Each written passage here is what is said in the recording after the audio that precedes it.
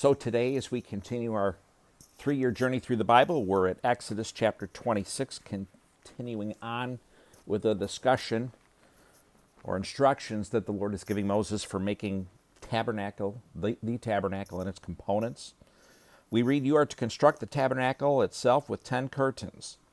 You must make them of finely spun linen and blue, purple, and scarlet yarn with the design of cherubim worked into them. Each curtain shall be 42 feet long and 6 feet wide. All the curtains are to have the same measurements. 5 of the curtains should be joined together, and the other 5 curtains joined together. Make loops of blue yarn on the edge of the last curtain in the first set, and do the same on the edge of the outermost curtain in the second set. Make 50 loops on the one curtain, and make 50 loops on the edge of the curtain in the second set, so that the loops line up together. Also make 50 gold clasps and join the curtains together with the clasps so that the tabernacle may be a single unit. You are to make curtains of goat hair for a tent over the tabernacle. Make 11 of these curtains. Each curtain should be 45 feet long and 6 feet wide. All 11 curtains are to have the same measurements. Join 5 of the curtains by themselves and the other 6 curtains by themselves. Then fold the 6th curtain double at the front of the tent. Make 50 loops on the edge of the curtain, the outermost in the first set, and make 50 loops on the edge of the corresponding curtain of the second set. Make 50 bronze clasps. Put the clasps through the loops and join the tent together so that it is a single unit. As for the flap that remains from the tent curtains, the leftover half curtain is to hang over the back of the tabernacle. What remains along the length of the tent curtains, a half yard of one side, or on one side, and a half yard on the other side, should hang over the sides of the tabernacle on either side to cover it. Make a covering for the tent from ram skins dyed red and a covering of fine leather on top of that. You are to make upright supports of acacia wood for the tabernacle. Each support is to be 15 feet long and 27 inches wide. Each support will have 2 tenons for joining.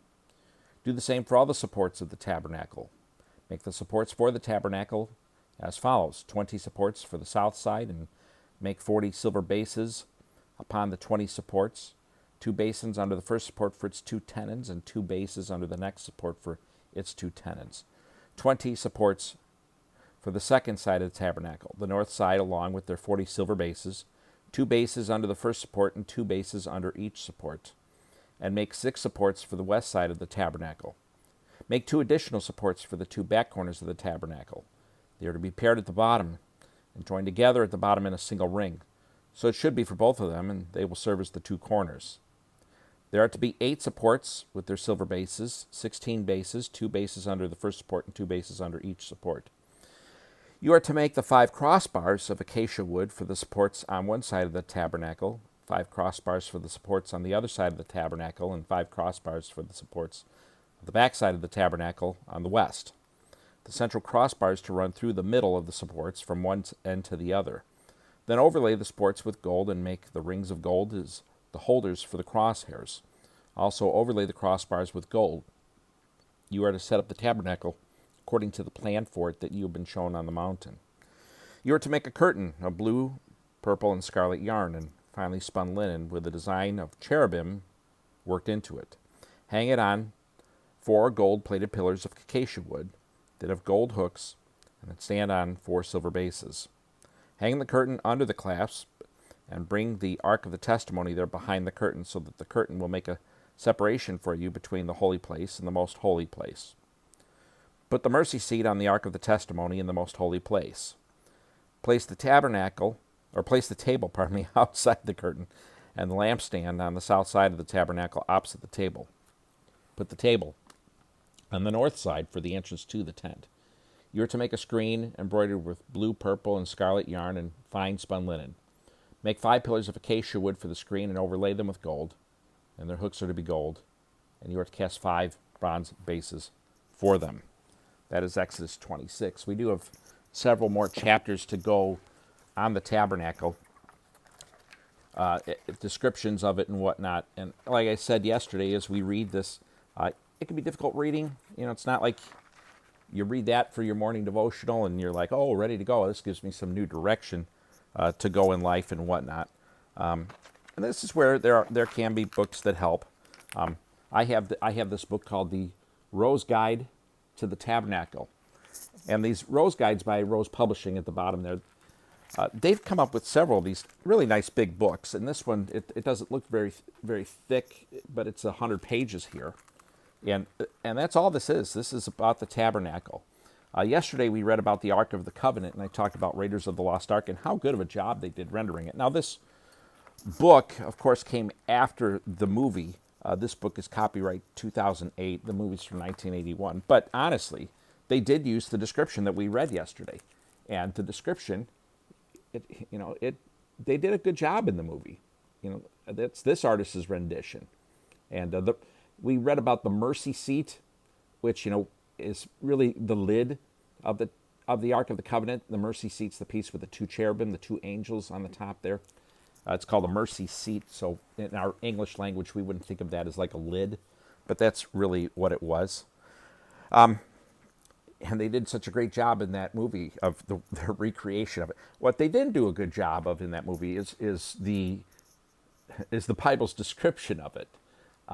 Indy's working for a man at the university named Marcus Brody, who in the first movie is an intelligent man and his boss, and in the third movie they made him into sort of the doofus character for whatever reason. Entertaining scenes, but when the U.S. governmental representatives, whatever they were for the FBI, CIA, whatever, I can't remember. I need to rewatch that movie again just for fun. When they came and talked to Indiana and Marcus, and they told them that Hitler was hunting for the Ark, and they wanted, they wanted these guys to go find it. They showed a picture that in a big book that Marcus and Indy had, and with the Israelites, the Ark was there, and light was shining from it. And Marcus says in there that he says the Bible talks about the Ark leveling mountains and stuff like that. And I'm here to tell you, we're going to read the whole Bible, but the Bible never speaks of the Ark leveling mountains. The scene at the end where the Nazis die, and the spirits rise out of the Ark and start shooting out and lightning and stuff and kill the Nazis. Perhaps a little bit more accurate. It's still theatrical, still a little bit of artistic creativity there, but we will read later that the Ark could be deadly to people. We're going to read, probably a while from getting to that point, but we're going to read where a man dies for his mishandling of the Ark. But this book is a great book besides like that picture of the Ark. They have, as I just flip around here real quick, they got all sorts of nice charts that try to help you explain a little bit of the meaning. And it might be hard to see because my lights might reflect off the glossiness here, but there's like a picture of what the tabernacle would look like. And it's got a perimeter, there, that like fencing perimeter around it. We were reading a little bit about that today. And then you can flip this glossy part, and it gets to different layers of the Ark. And then you get to like this last one, and that lets you see inside the Ark. Or, pardon me, not inside the Ark, inside the tabernacle. And there's two rooms in there. You can see sort of a red curtain that's kind of slightly, they kind of peel it away so that you can see past the red curtain. In front of the red curtain, probably many or most of our Bibles might call that the holy place. Behind the red curtain is the most holy place, which is where the Ark was kept.